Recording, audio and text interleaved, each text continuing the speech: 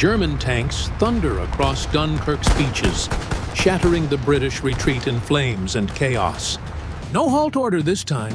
Hitler's forces crush the trapped Allied army without mercy. Waves of panzer divisions overrun the sands, capturing thousands in a devastating trap. Britain's elite troops fall. Their evacuation dream turned into a slaughter on the shore. Churchill's defiance echoes hollowly now, with no army left to defend the island realm. The Luftwaffe stays grounded, spared from futile skies over England's battered coast.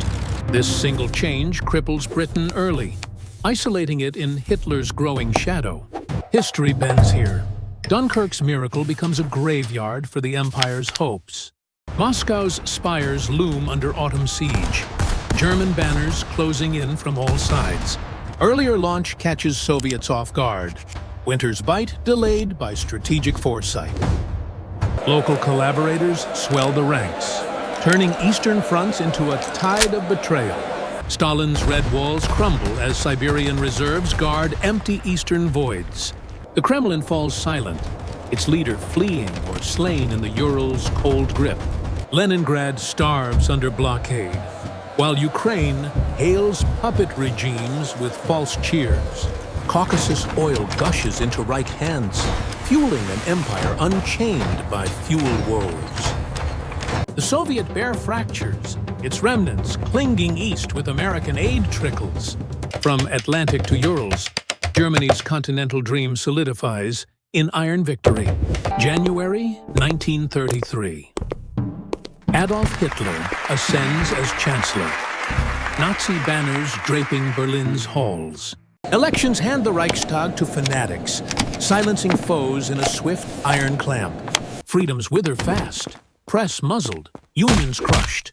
The path to total rule clears. In reality, this sparks World War II claiming 70 million souls in global fire. Holocaust horrors unfold. Germany's cities reduced to rubble under Allied storms. Hitler ends in a bunker, pistol to temple, as the Reich collapses in defeat. But imagine, a future history book slips into his hands, pages from 1933 to 1945. He accepts it as truth, no propaganda ploy, but a genuine chronicle of his doom. Invasions of Poland, France, Russia, Britain's skies, Normandy's beaches, all foretold. Atomic fire on Japan, his own suicide etched in black and white finality. Ideology drives him still. Versailles shattered, communism crushed, a German empire reborn. Yet the book arms him against blunders, tweaking fate without abandoning conquest's call. War ignites as before. Poland invaded September 1939. Britain and France declare fury. France crumbles in 1940. Ardennes blitz slicing through defenses like a scythe. Paris surrenders after 6 swift weeks. Vichy puppets rising in the South's shadow. Dunkirk's beaches, as we saw, become a slaughter. BEF annihilated in the tide. 300,000 elite soldiers lost. Britain's spine snapped in one blow. Public morale plummets. Whispers of peace grow amid the island's lonely vigil. The book warns of Britain's air battle folly. Hitler skips the Luftwaffe's grave. Pilots and planes hoard for greater storms, leaving RAF unchallenged but unthreatened. Western Europe bows deeper. Dutch ports, Belgian fields, all locked in Nazi chains.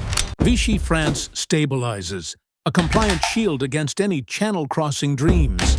Mediterranean whispers tempt, but the book curbs Mussolini's reckless Greek gamble. Nonus, no Balkan quagmire in 1940. Hitler reigns in his allies' impulsive southern lunge. Barbarossa's timeline stays pure, untainted by diversions in Albanian hills. North Africa's sands call Rommel's name, yet the book exposes supply line nightmares. Token forces probe, no grand Africa cores drain on men or precious steel. The desert fades to sideshow status. resources funneled east where true glory waits. Luftwaffe wings, untouched by British or African skies, sharpen for the coming clash. Reserves swell, a hidden arsenal poised to tip the eastern scales decisively. Operation Barbarossa erupts in May 1941, 2 months ahead of winter's cruel grasp. Panzers surge deeper, devouring steppe before mud and frost can halt the storm. The book reveals occupation's poison. Brutality breeds partisans in endless guerrilla war.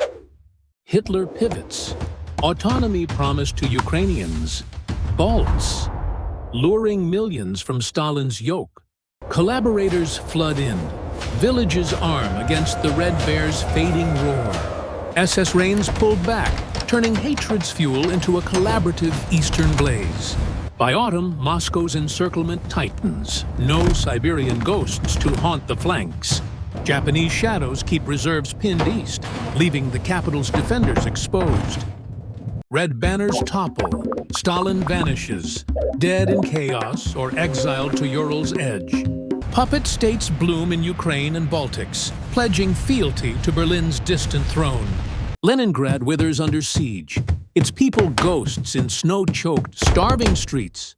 Caucasus pipelines bend to the swastika, black gold securing the Reich's endless march. A fractured USSR endures as rump state beyond Urals, propped by Lend-Lease scraps. American shipments crawl through Iran and Arctic gales, barely staving off total collapse. Japan, starved by U.S. oil embargoes, eyes desperation in Pacific's vast blue. December 1941. Carriers unleash Pearl Harbor's thunder, sinking the Pacific Fleet in smoke. Roosevelt roars war on Tokyo, America's arsenal awakening to Island Avengers' call. In our timeline, Hitler declares on Washington, inviting transatlantic doom too soon. Here the book silences his tongue. No rash alliance with the rising eagle. America fixates on Japan alone, grinding through atolls in bloody, hopping fury. Island chains fall slow, U.S. blood spilled far from Europe's shadowed fronts. Manhattan's secret forge hums on, birthing atomic fire for Hiroshima's fateful dawn. Nagasaki follows. Japan kneels in surrender, its empire ash under mushroom clouds. Germany, unmolested by Yankee steel, weaves tighter its European web of control. Eastern puppets feed the machine, Baltic ports and Ukrainian fields yielding tribute.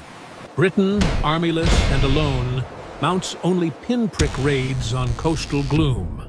Churchill's voice thunders on radio waves, but power ebbs in empty barracks. The book unveils atomic peril. Heisenberg's labs accelerate under frantic Reich orders. Rockets lengthen, warheads multiply, Berlin's silos bristle by the late 40s. By 1950, swastika guards nuclear might, a deterrent born of stolen foresight. America claims Pacific triumph. Hemisphere and Asia bent to stars and stripes' will. Germany reigns from Atlantic waves to Asian fringes. A continental colossus, unchallenged. Two titans glare across the ocean, fingers on triggers of world-ending fire. No hot clash dares the void. Mutual annihilation shadows every border tense. Proxy flames flicker in Middle East sands and African savannas, shadows of greater wars. Arsenals balloon, nukes, jets scream faster, missiles arc toward uncertain horizons.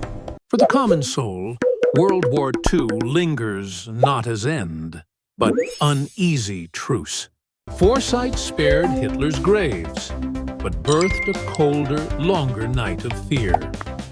In this twisted thread, Dunkirk drowns Britain. Barbarossa breaks the Soviet spine. Mussolini leashed, America sidelined.